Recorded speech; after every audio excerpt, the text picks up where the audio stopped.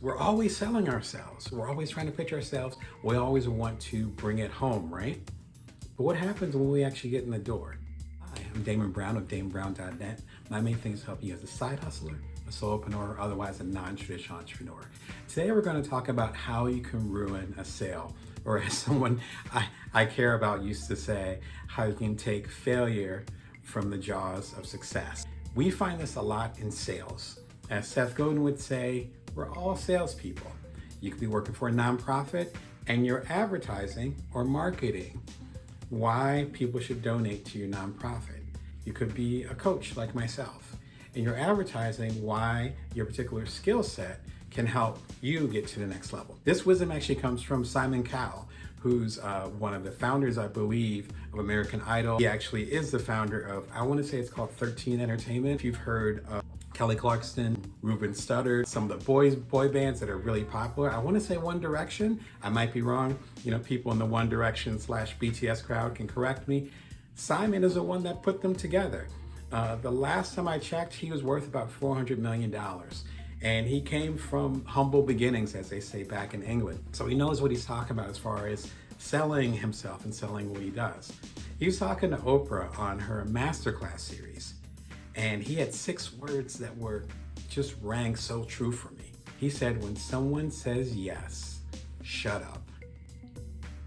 When someone says yes, shut up.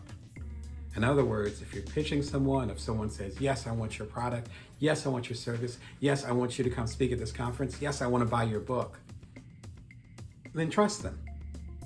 As one of my mentors says, you have to trust the people that you're serving, otherwise it's not going to work. Because we're always selling ourselves. We're always trying to pitch ourselves. We always want to bring it home, right? But what happens when we actually get in the door?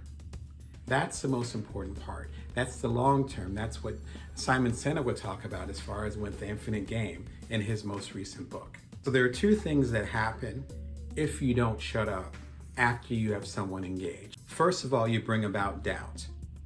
I always ask, if someone's trying to get me to join a class, buy a product, get a service, and I say, yes, I'm interested, where do I sign up? And they keep pitching me, then I start asking, why shouldn't I? So if you keep talking, people are like, well, why shouldn't I do this? You watching this show, you listening to the show, you buying my latest book, Built From Now, How to Know Your Power, See Your Abundance, and Nourish the World, you getting engaged with this isn't an accident. You might have caught me on social media. You might be part of my newsletter over at joindamon.me and it sounded appealing to you. You might have been on YouTube and you saw me pop up a few times and you're like, I'll go and watch this video. In other words, by the time we're engaging, in any case, by the time we're engaging, you're already interested in me. We're already engaged. We've already been working together. My favorite YouTubers, my favorite authors, my favorite coaches, I've been observing them in some cases for years. And then I decided to join their class. And then I decided to buy their book. And then I decided to get involved with their webinars. That sales process is already happening. That happens when I do a column at Inc. I've been doing that column for 6+ years now at inkdamonbrown.com. People will catch my column. They might read like 10 of my columns and then finally go and check out one of my books. In other words, by the time the person says, yes, I'm interested, they've already done their research on you, subconsciously or not. And whether you're aware of it or not, they might not even be aware of it.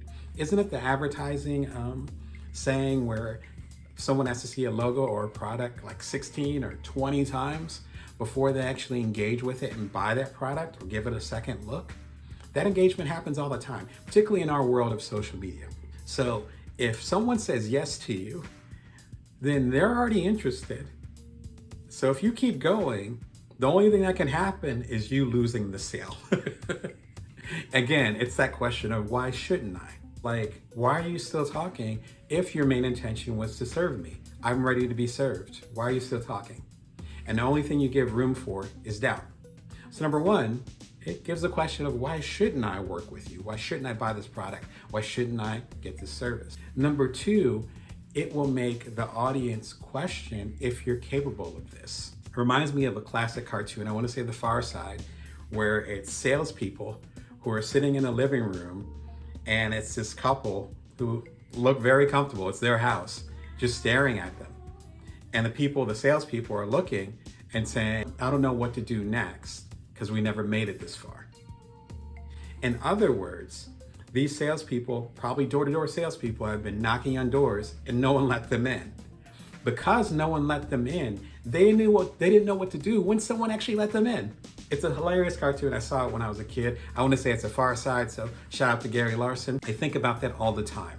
In other words, it makes you question if the people who are selling to you are capable of actually following through. Do you know what you're doing? In other words, if you say, Damon, I'm interested in being coached by you, and we have a 15-minute preliminary session, you go to damonbrown.net. We can do this real time, damonbrown.net, and sign up for a 15-minute consultation to figure out if we're a good match. I might not be the coach for you, you might not be the client for me, etc. And see if there's a match. And if it is, cool. If it's not, then we'll part ways. No money out of your pocket and only 15 minutes lost out of my time. But if we got to enter that consultation and you're like, yes, Damon, I'm ready to sign up. What if I didn't have my damonbrown.net platform optimized so that people can automatically sign up for my coaching session? What if I didn't already have the structure set? 3 sessions or 6 sessions as of this recording for my coaching sessions? What if I didn't have a price in mind? My prices are right on my website. You can go to damonbrown.net. My prices are right there. You know that I'm ready for when you're ready. When you do sales, marketing, advertising, any type of thing, if you're creating something and you want to get into someone's hands, you have to begin with the end in mind. Shout out to the late Stephen Covey. You have to begin with the end in mind. In other words, once someone says yes, then what? Like the classic cartoon says, if you don't know what happens after you get in the door, after someone says yes, you've already lost. Because even if someone does say yes, you're going to be looking really confused. And if it's a highly competitive area, such as being a coach, such as being an author, such as being a TED speaker, which I've done it 4 times, once you get in that door, once they come in your door, I should say, think about the cartoon. Once they come in your door, there's no guarantee that they're going to stay. They're ready to be served. So you have to think about your systems, your processes before you start selling.